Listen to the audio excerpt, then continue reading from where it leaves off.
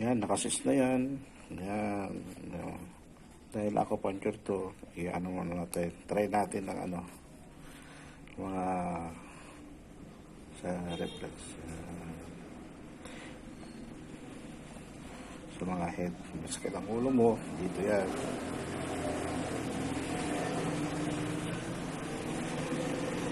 Sa sinus, ito. O sa brain. Headache, brain, yan, sinus, yan, konektado yan. Yan, ganda siya.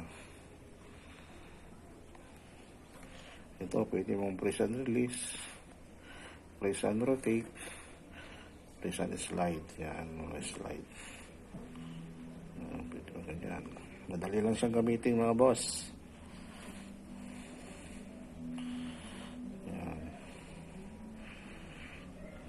Circular, horizontal, diagonal, gano'n. Yan, ano yan. So may problema sa mga